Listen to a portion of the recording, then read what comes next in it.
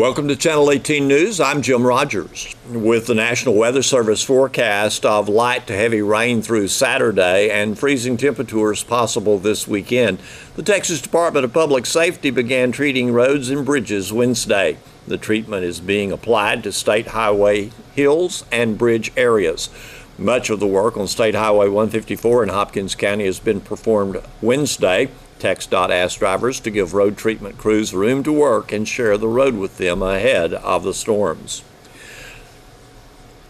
Hopkins County Law Enforcement and Emergency Responder Appreciation Dinner is Thursday, January 10th at 5 p.m. at the Hopkins County Civic Center. The traditional steak cookout recognizes those in law enforcement and emergency response who serve Hopkins County professionally, courteously, and selflessly. City Attorney Jim McElroy organized and sponsored the event 30 years ago and continues the task annually to the present. This year marks a change of leadership as local attorney Heath Hyde assumes the duty of organizing the event. Last year, 49 sponsors, including individuals, financial institutions, professionals, businesses, and industries, contributed to make the event possible. The 2019 event will feature the traditional ribeye steak or chicken breast with all trimmings served at 5:30 p.m., and outstanding members of law enforcement and emergency responders will be named. McElroy invites individuals, professionals, businesses, and industry to sponsor the event this year. A $200 donation to the event may be made at the Chamber of Commerce office, 300 Conley Street. Due to the possible inclement weather this weekend, the Sulphur Springs Lions Club lighted Christmas parade presented by Carriage House Manor will be moved from Friday, December 7th to Monday, December 10th. The parade begins at 7 p.m. and follows the parade route for the Christmas parade. Garrett Glass with the Lions Club was the guest on KSST Morning Show Thursday morning. He tells us about the parade and the work of the Lions Club. And, it is shaping up to be one of our best parades, actually. We have quite a bit of entrance into the parade, so a lot of floats, people just walking, the bands that are joining, so I mean it is shaping up to be a great year. Well, it sounds like an exciting time now. You've already met one little hurdle that you've had to get over. Yeah, I'd say probably bigger than just a small hurdle on that one. That rain that's coming in, I think it's going to start coming in today, last all Friday and into Saturday. So with that, it has definitely thrown a monkey wrench into the plan, but the good thing is we have moved the parade to Monday, December 10th at 7 p.m. So the same time, we're just moving it from Friday to Monday. The other good part about that is the city's moving their items, the Downtown Business Alliance for the tree lighting's moving theirs, and the tree decoration is all moving too. So I mean, just Sulphur Springs is kicking off Christmas instead of this Friday, tomorrow, we're just going to postpone it a few days and kick it off Monday. So it won't be a blue Monday, it'll be more of a red and green Monday, I guess, for us. Exactly. So, I mean, you kind of help cure your Monday blues with it. So it's something to look forward to on those Mondays. And hopefully, I mean, a lot of restaurants are shut down on Mondays, but hopefully they'll ramp up to get those customers in. It should be an exciting time Monday, and the parade's going to follow the same route that it's followed traditionally for Christmas parade. For the Christmas parade, yes, we are going to follow the same route. We start at Buford Park. It's where we meet and congregate. Straight down Conley Street to the square, and then we go north on Church Street, so right between the Alliance Bank and the courthouse to Houston, back to Gerald Prince Stadium is where we leave then at that point in time. Now there's going to also be kind of an audience participation in this parade this year with Blue Santa, I understand. Yes, and we actually did this last year as well with Blue Santa, and we've actually done it a few years as well, collecting toys along the parade route. Whether you give one of those, the toy to the Blue Santa float, the sheriff's, or you give it to a lion, we are collecting toys. I think some people have said monetary donations as well. Toys are a little bit easier to work with along the parade route. But when we get done with the parade, we collect all those toys and we give them to Blue Santa. Therefore, Blue Santa will distribute those toys throughout Hopkins County to our needy children. I know the thing with Blue Santa too, they've already had their toy drive earlier this week. So I mean, it is after their toy drive. So if you haven't hit that, hey, you haven't missed out yet. We'll definitely collect those toys from everybody. Right, and a story that we posted yesterday on KSSTradio.com and also used in our news today said that 5,000 to 6,000 kids are going to be receiving toys this year. So that's going to take a lot. So we need to really help. Hey, and those numbers look staggering when you actually look at them at that point in time on the need in just Hopkins County, because I believe it's just a Hopkins County organization, just that Blue Santa. So, I mean, when you actually sit back and look at it, I mean, that's one of those things that, if you can help out, I mean, this is the time of giving and just the Christmas season, and you hate for a kid not to have the Christmas morning like they can. All right. Let's talk about what we expect to see in this year's parade. So the big thing that we always floats, lighted floats. I mean, it's just an awesome time. Just when you get when it's a dark parade and have those floats lit up with every type of light on there, it's just amazing. And our float, I like to brag a little bit on it. This big hay bale lion. So we stack a couple of hay bales on top of each other. Right? When I say hay bales, I'll say round bales. So they're not just this small square bales. But I mean, it probably stands close to 10 foot tall, if not taller than that, and has the mane, the ears, and we paint a face on it. So I mean, and that's the first float that is down the parade route after the Boy Scouts with the American flag for us. So it's just kind of one of those things. Hey, this is the Lions Club Christmas Parade, and it's awesome that we were able to recreate a lion with some round bells. You know, it's been fun the last few years to watch this parade kind of evolve as more and more get involved in it, and the lights that are used in this. You've got such a variety of lighted floats.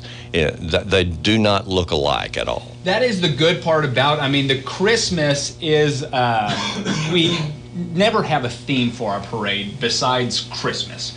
So I mean, in Christmas to you, Christmas to me, it means different things. Or whether somebody wants to do a Grinch with Cindy Lou Who type Christmas, or if they want to go the traditional Christmas route with the churches. So therefore, we have a broad range of different aspects of what people do, and that's the fun part of it. And then when you get those Christmas lights on there, I mean, it just changes your float dramatically at that time. You could look at a float in the middle of the day, you throw lights on it, just one strand of lights doesn't work then at that point in time. You got to put a lot of lights on a float for it to be seen at night in the pitch black. This is true. You know, one of the things that has fueled this is the sponsorship that you've received. First of all, this parade sponsored by Carriage House Manor. Yes, Carriage House in Arvistanton, they are our primary sponsor and our title sponsor for this parade. And the great part about Arvis as well, he puts a float in it every year. I mean, it is his pride and joy. I mean, because it is getting that Christmas season kicked off, and he does love the Christmas season basically as much as we do. So we enjoy that. And then he's able to help us, I guess, sponsor it and get it underway for us as well. We don't have enough time to read the sponsor list. I saw the sponsor list. It's huge. Yeah, and the sponsor list is growing. We have a few new ones this year with Sulphur Springs Dodge, Farm Country, and Nortex Tractors. But they join with Alliance Bank, City National, Farmers Electric Co-op, Brian Tolliver Ford, and J. Hodge Chevrolet, which have been our sponsors for the last few years as well. So we're growing in our sponsorship, which is always amazing. But the big thing is, I mean, we are getting more floats this year. We are getting new people that have never done it before, interested in it. Therefore, I mean, we can actually say it is growing every year. We had a meeting this Tuesday. I think we had about 25 signed up floats, which is usually good. And then there is actually more that just come up and hand their application in that day that we don't even know about. So that is the great part about it. I mean, it just seems like we have a dozen to 20 that actually show up that we're not even prepared for. So, I mean, it's growing to be our largest parade yet. Obviously, this is a visual for people to see the involvement of the Lions Club in the community, but this certainly is not the end game for the Lions Club. You guys do a lot of work in the community. Yes, our big thing that we do, and this is Lions Club in general, is eyesight and eyeglasses, and making sure everybody has vision to see. And that's the hard part. When you're a kid, you don't quite know it. You just kind of live with it at that point in time. But a couple years ago, we actually purchased a device that actually is able to read kids as young as 6 months old vision. Looks kind of like a big DSLR camera. So Doug probably knows what I'm talking about on this one. But I pointed at you, it'll shoot your eyes as long as you're sitting there, dark room, so your eyes dilate. And it will actually print out your vision and tell you actually what it is. And we've tried it on a couple of our Lions Club members that have glasses, myself, and it was spot on to what actually my vision was. Unfortunately, you can't get a prescription and a glasses order filled at that time, but it gives you the opportunity to say, hey, I need to go to the doctor. If the child is not able to have insurance or something to help them, then the Lions Club steps in. We have an arrangement with a doctor in town to get an eye exam and glasses purchased, so we can get that kid seeing well, and therefore they're able to see properly and learn from that. Let's talk about where Lions Club meets. Our Lions Club, we meet at Pizza Inn every Tuesday at noon. So it's a good meal. You can't go wrong with pizza. I mean, just it's a buffet style. And if there's not a pizza on the buffet that you like, you just say, hey, I'd like a buffalo chicken pizza. And that's what you'll get then at that point in time. They are very accommodating to us, and we enjoy meeting there as well. Well, it's certainly different from the Lions Club I was a member of, where we threw rolls at one another. I'm sure you guys are a little more refined than that. Yes, we haven't gone to throwing rolls or anything yet. I mean, if we threw a piece of pizza with all the marinara sauce on it, we might be our dry cleaning bills would go up. So maybe Town and Country would love us a little bit more then.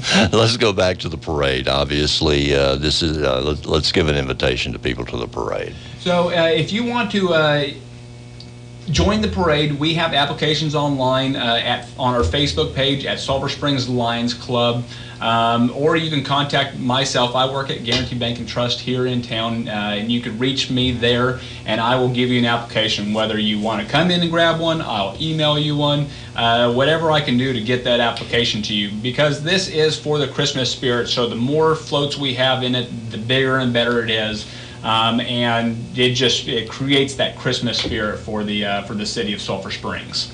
It's an exciting time for the city of Sulphur Springs as we go to Monday and not Friday when it's pouring rain, or supposed to be at least. Yes, I think it's going to be a little chillier on Monday, so maybe it'll make us feel more like Christmas and winter. So that'll be the good thing. It's not like we're going to be in shorts like a few years ago. But it's going to be cold, but we definitely want to see everybody out.